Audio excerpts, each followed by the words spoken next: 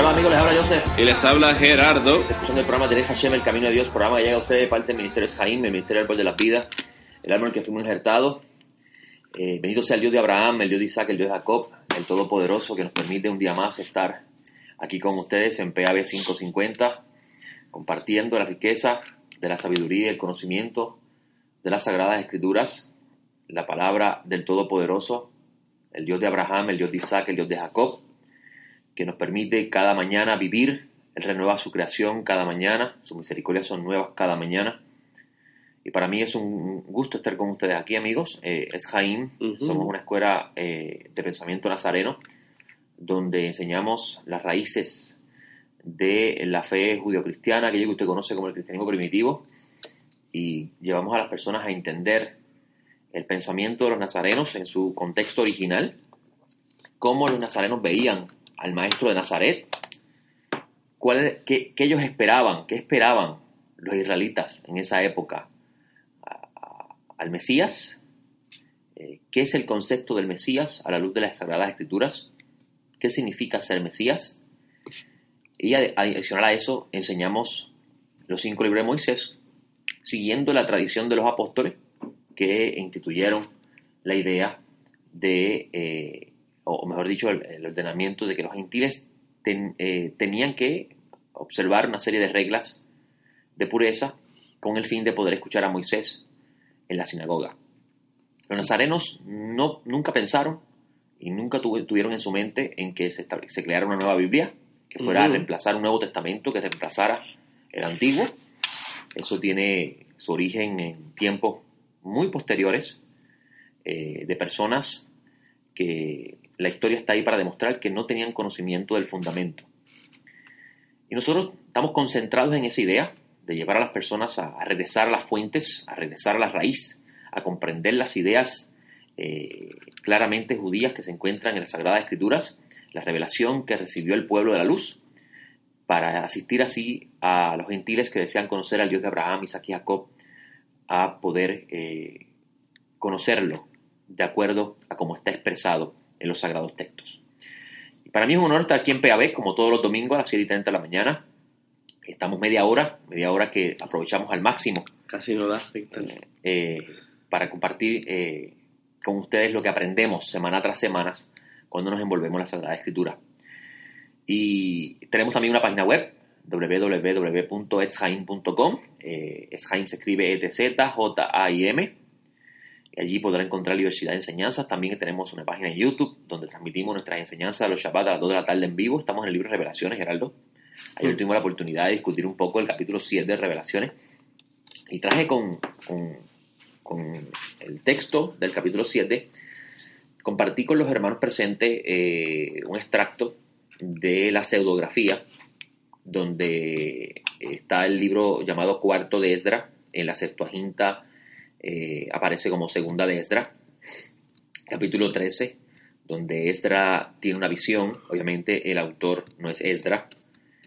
Para la época del Segundo Templo comienzan a ser escritos donde se le adjudicaban personas ilustres, o personas importantes en la historia de Israel, para poder así ocultar la identidad de su autor.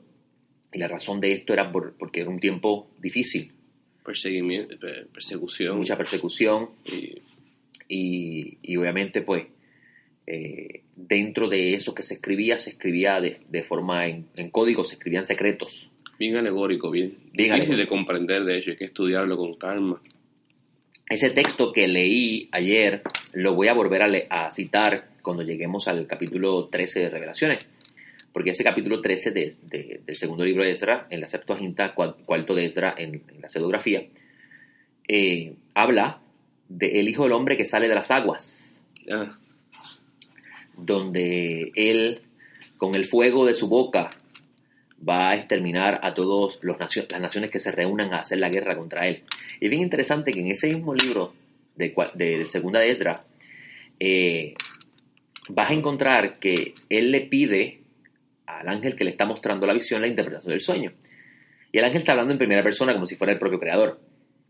Y le está diciendo que ese fuego que sale de su boca es la ley, la Torá, con la que Él enderezará a todas las naciones. Muy interesante porque los mismos profetas hablan de eso. Uh-huh. Los profetas hablan de que la ley del Eterno saldrá de Jerusalén, que todos los pueblos marcharán en pos del camino de Dios. Y Isaías 11 habla de cómo el Mesías, de su boca, saldrá las palabras que matarán al inicuo, al malvado, al rebelde. Una forma de decir que exterminará el mal de la humanidad. Y me llama mucho la atención ese texto. No lo usé para ese momento. En el capítulo 7 no lo usé con esa idea, lo usé con otro propósito, para referirnos a hablar de los 144,000 y todas estas ideas que aparecen en el capítulo 7. Pero me llama mucho la atención de que ese libro de Esdras, que pertenece a esa época del Segundo Templo, incluya, cuando lo comparas con el capítulo 13 de Revelaciones, te vas a dar cuenta que el capítulo 13 de Revelaciones dice que de las aguas sale una bestia. En Esdras sale un humano. Una antítesis. Exacto. Lo contrario. Y obviamente, ese que sale de las aguas es un falso Mesías. Y ahí vas a ver las características de ese falso Mesías en el capítulo 13, que eso será cuando lleguemos al capítulo 13. Porque estamos tratando de identificar. Muchas personas están esperando el anticristo, ¿verdad? Y, sin embargo... Pero intento que dice que muchos anticristos... Ha habido muchos anticristos, opositores al Mesías, la forma de decir. Ahora, la idea del falso Mesías, aquí donde viene el asunto del mar, de las aguas, que representan las aguas a la luz de la literatura de la época y el pensamiento de la época. El falso Mesías lleva vivo 2000 años ya. Eso es así, amigo. Usted lo acaba de decir. Sin embargo, David vive. David vive, así es. David Melech vive. Vive. Y hablando de vivir, el día de ayer tuvimos la oportunidad de estudiar la parashá titulada Hayé y Sara, en la sección de la Torá que comienza en el capítulo 23 de Génesis, que se llama La vida de Sara, Hayé Sara. Y tuvimos la oportunidad de discutir por qué, primeramente, en el Bet Midrash comenzamos a hablar de por qué la Torá le dedica una sección a Sara. Uh-huh. Y me llama mucho la atención, Geraldo, obviamente esto no lo mencioné en el Bet Midrash, pero lo menciono contigo aquí. Me llama mucho la atención que Sara muere y la sección de la Torá termina con una mujer llamada Rebeca, que se convierte en la esposa de Isaac. Toma su lugar prácticamente. Y toma el lugar de Sara, muy cierto. Esto dice que la lleva a la tienda de su madre y que se consoló. Muy cierto. Los sabios dicen que la luz que había cuando Sara estaba regresó con Rivka, dice Dios. Exacto. O sea, dando a entender que es igual de virtuosa que su madre. Entonces los sabios se han preguntado por qué el texto de la Torá nos habla de la vida de Sara y divide la vida de Sara en etapas. No lo vas a ver en español porque obviamente en español está simplificado, pero la palabra años aparece 3 veces en el texto. Y la palabra años aparece cuando habla de 100, cuando habla de 20 y cuando habla de 7. Uh-huh. Y un sabio de nombre Rashi dice que esto es un midrash para enseñarnos de que a los 100 años Sara era como una joven de 20 años y a los 20 años era tan inocente como a los 7, o era tan bella como a los 7. Es una forma de decir que Sara vivió la vida de una forma virtuosa, uh-huh, de una forma correcta ante los ojos del Eterno, y fue por eso es que la Torá le llama la vida de Sara, una forma de expresar, de enaltecer la belleza de Sara en lo que respecta a su función como la matriarca del pueblo santo. Y esto es bien interesante, Geraldo, porque vas a encontrar en la sección, en el libro de Proverbios, un texto que tiene su origen en Sara como persona, y es el texto de la mujer virtuosa. El capítulo 31 de Proverbios habla de la mujer virtuosa y dice todas las cualidades que tenía que tener, o mejor dicho, que tiene la mujer virtuosa, donde ella se convierte en el orgullo de su esposo. Y en el mundo que estamos viviendo hoy, y más en Puerto Rico, que en estas últimas semanas han habido escándalos con respecto a la posición de la mujer en el matrimonio y cómo hoy en día la sensualidad es lo que predomina en el mundo de la mujer. La Escritura define claramente lo que es una mujer virtuosa, una verdadera mujer. Y me llama mucho la atención que en la sección de Hayé Sara, que Abraham está dispuesto a pagar 400 shekel por enterrarla a ella. Uh-huh. Y amigo, eso es un peso de mucho. Hoy en día eso es mucho dinero. Y él no escatimó comprar ese lugar para enterrar a su esposa. Uh-huh. Y llorar y lamentarla y tenerla cerca de él, porque obviamente él vivía en Hebrón. Nos lleva a pensar esta idea de la mujer y hasta dónde puede el ser humano llegar en su posición y su rol en la vida.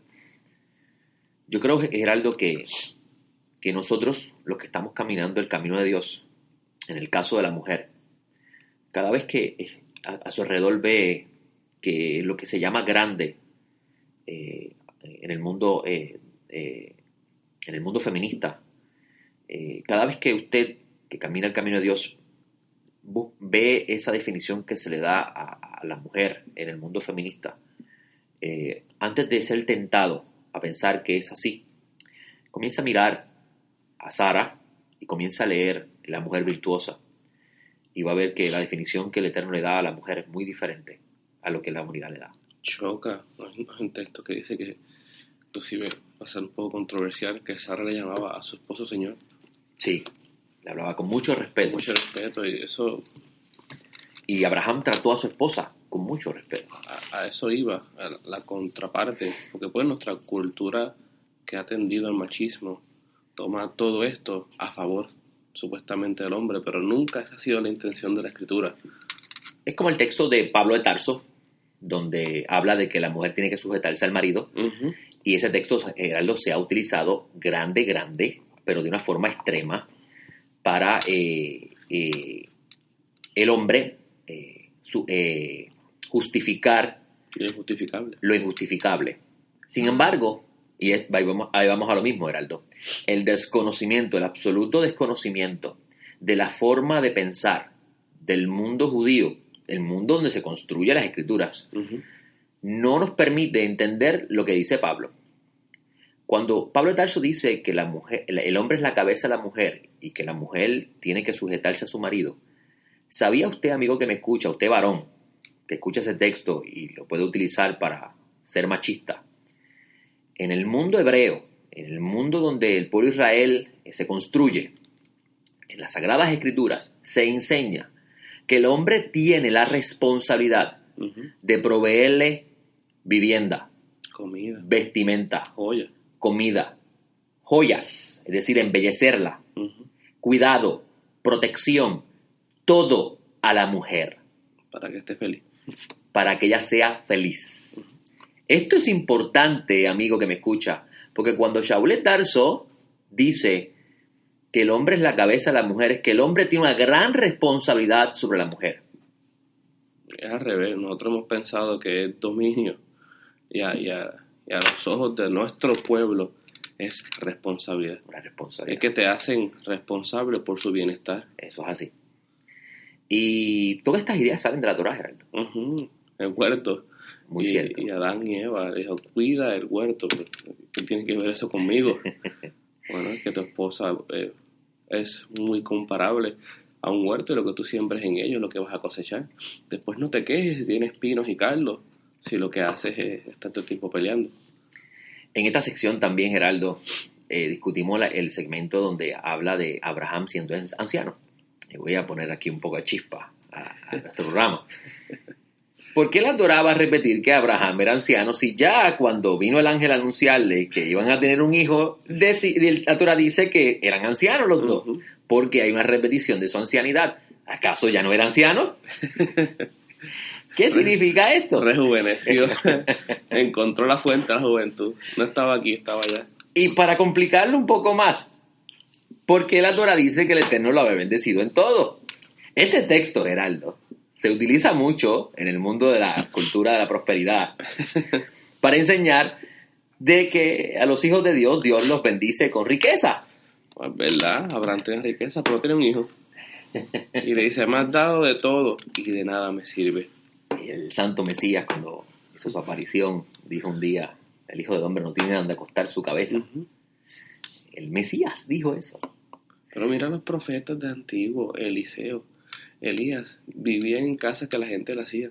Pues, avisar al profeta en sábado o en luna nueva, tú dices, ¿qué es esto? Y nosotros pensamos que somos ministros y ahora lo merecemos todo. ¿Qué significa Adonai lo ha bendecido en todo? La Torá va a comenzar en este proceso, Heraldo, de transferir la historia Uh-huh. de Abraham a Isaac. Incluso la semana próxima vamos a ver que va a comenzar con la historia de Isaac, donde entra también en escena Jacob y Esaú, que era el segmento llamado Toldot, o la porción llamada Toldot. ¿Por qué la Torá quiere cerrar la vida de Abraham diciendo Adonai lo había bendecido en todo? ¿Qué significa Bakol? Ya lo dije en hebreo, Bakol, en todo. Que David dice, tú gobiernas sobre todo, Uh-huh. en Primera de Crónicas, capítulo 29, donde a David dice, tuya es la sabiduría, tuyo es la grandeza, la honra, la victoria, porque el reino, porque tú gobiernas sobre todo, y el texto hebreo ahí es Bakol.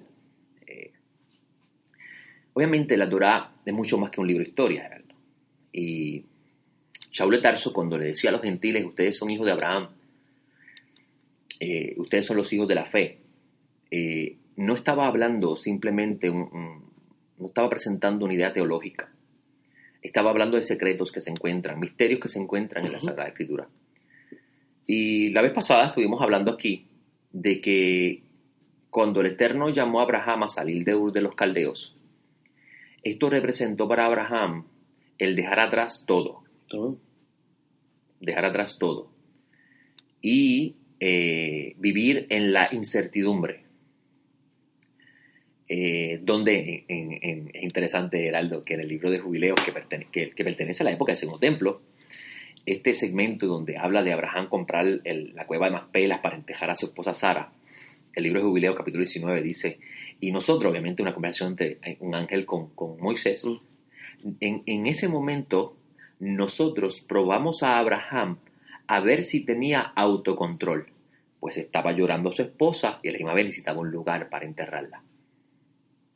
Y esto es bien interesante porque el mismo texto de Jubileos dice, y esta es la última prueba que Abraham vivió, a ver si tenía control de espíritu. Este texto es muy interesante, el libro de Jubileos, porque te enseña que desde la salida de Abraham de Ur de los Caldeos hasta esta etapa donde ahora la Torah va a brincar la escena para entrar a la vida de Isaac, todo lo que vivió Abraham era una prueba para su mejoramiento. Mucho que hablar ahí, pues 400 obviamente hace referencia a una letra. Uh-huh. La letra Taf, muy cierto. Y es la letra que se le pone a los justos en la frente. Exactamente, es la letra que simboliza la palabra Emet. Incluso ayer tuvimos la oportunidad en capítulo 7 de Revelaciones hablar sobre el sello de Dios. La letra, te va a encontrar en Ezequiel, capítulo 9, si no me equivoco, donde el Eterno le dice a uno de sus ángeles, vete y sella a los siervos en la frente con la letra Taf. La letra Taf antigua era en la forma de una cruz. ¿Ok? En forma antigua era de esa forma. Entonces, la marca de Dios no es la cruz, es una letra que está relacionada a una palabra, la palabra verdad. Es interesante que en un Midrash del pueblo de Israel dice, en una conversación bien interesante para enseñar cosas que están en la Escritura, es un misterio. Una conversación de la letra Taf con el Eterno. Le dice, Eterno, ¿por qué tú no creas el mundo con mi letra? Porque yo soy la letra que aparece en la palabra verdad. Y el Eterno le dice, sí, tú eres la letra que sella a los justos. Y cita a Ezequiel. Porque tú eres el sello de la verdad. y tú afirmas a aquellos que han cumplido la letra desde la Aleph. ley, desde la Aleph hasta la Taf. ¡Wow! La palabra dice que Abraham guardó sus estatutos, preceptos, sus mandamientos. Y esto dice de repente que la última prueba fue 400, que tipifica la Taf. Y tú dices, espérate, aquí hay un juego, aquí hay un midrash que hacer, porque Abraham está cerrando el ciclo de 10. Está conquistando su última esfera. Está conquistando su último paso para ser entonces Bakol, bendecido en todo, pero bendecido desde la perspectiva correcta. Estoy Shelemut, estoy completo. La palabra Bakol está relacionado a estar fundamentado para siempre. Abraham se convierte en la raíz del árbol. Es la casa para todo, Beit Kol. Es interesante, Geraldo, porque Pablo de Tarso habla de un árbol que muchas personas piensan que alude al Mesías, que ese árbol es el Mesías en la carta al Romano. Pero ese árbol es Abraham. La raíz de ese árbol es Abraham. Pablo de Tarso le dice a los gentiles, no te jactes porque tú no sustentas la raíz te sostiene a ti. Y esa raíz es Abraham.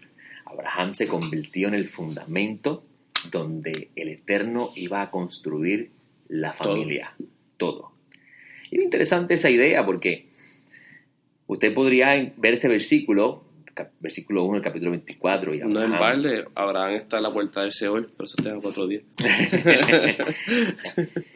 Entonces, en este mismo segmento, Geraldo, en este segmento del capítulo 24, vas a encontrar que Abraham llama a su siervo y le dice, vete, busca una esposa para mi hijo.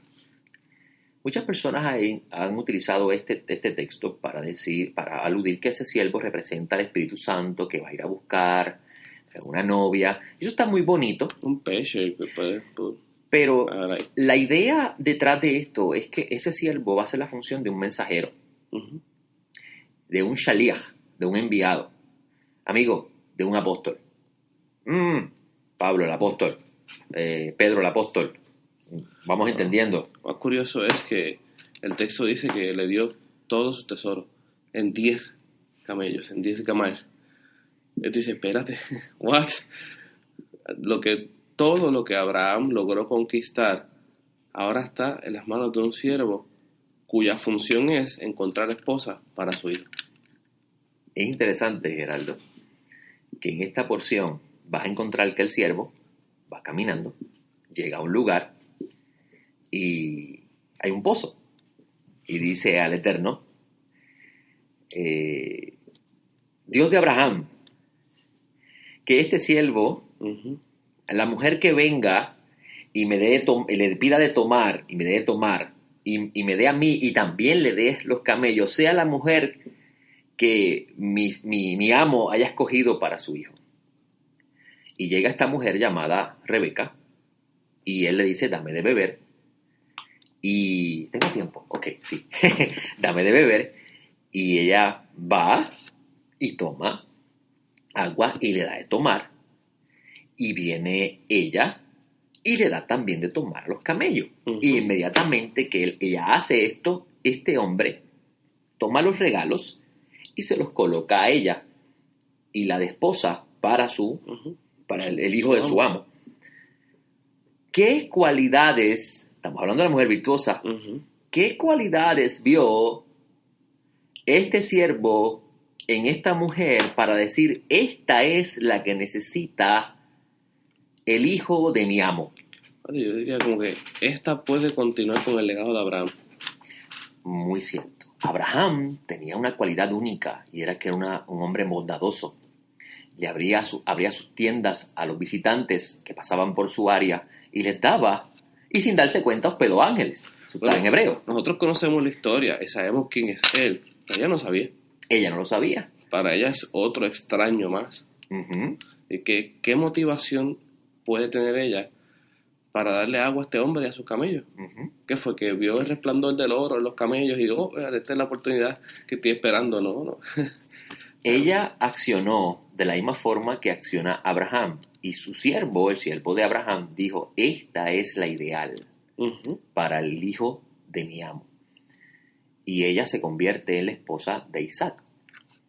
Tú vas a ver la contraparte entonces en Labán, que sale corriendo. Labán, muy interesante eso. Gerardo, en el capítulo 4 del libro de Juan, te va a encontrar algo parecido, donde el santo Mesías llega a un pozo. Recuerde que el Mesías es el enviado de Dios. Obviamente, él a su vez es el novio. Pero en ese momento, en su primera aparición, está haciendo la función de enviado. Por eso es que usted va a encontrar que en el libro de Juan es el único lugar donde el santo Mesías dice, Padre, he acabado la obra que tú me encomendaste. Está haciendo la función de un enviado. Puedo regresar a la fuente. Y el santo Mesías está en un pozo y llega esta mujer y él le dice, dame de beber. Y él le dice, tú siendo judío, me pides a mí de beber. Porque dice el texto, ¿por qué los judíos y los samaritanos no se llevaban? Mire la diferencia del relato del libro de Génesis, que lo voy a leer brevemente, capítulo 24, dice el texto, versículo 17, entonces el siervo corrió a su encuentro y le dijo, te ruego que me des a beber un poco de agua de tu cántaro. Ella dijo, bebe, señor mío, y se apresuró a bajar el cántaro sobre su mano y le dio de beber. Y cuando acabó de dar de beber, dijo entonces, también sacaré agua para tus camellos. Él no le pidió agua para los camellos hasta que se acaben de beber. Y se apresuró y vació su cántaro en el abrevadero y corrió otra vez al pozo para sacar agua y sacó para todos sus camellos. Y el hombre, fijando la vista en ella, callaba para saber si Adonai había prosperado o no su camino. Y aconteció que cuando los camellos terminaron de tomar, el hombre tomó arete de oro que pesaba medio siclo y 2 brazaletes de oro que pesaban 10 y le preguntó, ¿de quién eres hija? Dime, te ruego, ¿hay lugar en tu casa, en casa de tu padre para que nosotros pasemos? Y entonces ella viene y dice, soy hija de Betuel, hijo de Milca, que dio a luz a Anajor. Y es bien interesante que si miras el relato, ella, la única petición que le hizo es, dame de beber a mí. Y ella le dio de beber a él y a sus camellos. Muy interesante esto, Geraldo, porque tú vas a encontrar este mismo relato, pero de otra forma. Tenemos una mujer en un pozo que el santo Mesías, que es el enviado de Dios, le pide agua. Y ella dice, tú siendo judío, pides de tomar. Ahí vemos claramente una actitud contraria. Puede ser la samaritana una candidata para Isaac con esa actitud, no. Pero Rebeca sí, porque Rebeca se parece a Abraham, aunque ella no conoce a Abraham. Es interesante, ¿no? Y el mensaje es claro aquí, amigo que me escucha. Todo esto es para representar a que los que hacen lo mismo que hace el Padre son los hijos del Padre y son los candidatos para el encuentro entre el Mesías y lo que Pablo llama la congregación. Es muy interesante esta idea, Geraldo, porque todo está en la Torá si prestamos atención y tenemos el ojo abierto. ¿Algo más que añadir, Geraldo? No, la historia dice, llama a tu esposo. No tengo. Correcto, que has tenido 4. 5 has tenido y el que tiene no es tu esposo. Dice, ¿qué juego de números y palabras hay aquí? ¿Qué es lo que está pasando? Es muy interesante porque si cuentas los que han conquistado a Israel, realmente en este juego midrashico de Juan, porque Juan está escrito en forma de midrash, Juan no es a Juan no le interesa la historia, a Juan lo que le interesa es el midrash, lo que es la enseñanza. Por eso es que Juan capítulo 1, Geraldo, es un midrash. Sí. No se puede tomar en forma literal. Y como Juan está escribiendo en esta forma de midrash, que en el mundo antiguo se llamaba pesher también, él está utilizando a la samaritana como el modelo del estado que se encuentra Israel en ese momento. 5 maridos has tenido. Solo 5 pueblos, reyes o reinos que conquistaron al pueblo de Israel, que son los asirios, los egipcios, los babilonios, los persas, los griegos. Romanos. Y entonces el que tienes ahora no es tu marido, alude a Roma en ese momento. Y es muy interesante porque lo que hace Juan en este evangelio es un trabajo bien profundo con respecto al estado de Israel y la necesidad del Mesías, que es el Redentor. Las fuentes de agua. Así es, amigo. Yo le doy gracias al bendito por la oportunidad que me da de estar aquí con ustedes, amigos. Estas son las cosas que se encuentran, Geraldo, en la Torá, que debemos tener a estudiarlas. Uh-huh. Los nazarenos, los apóstoles nunca insinuaron en que la ley y los profetas había que dejarla hacia un lado porque ya se había cumplido. Incluso, cuando el Mesías dice, yo no he venido a abrogar sino a cumplir, obviamente en ese texto del Midrash que le citamos, bendecidos son los justos que cumplen la ley de la A hasta la Z, Uh-huh. que es una forma de decir de la Aleph a la Taf. Uh-huh.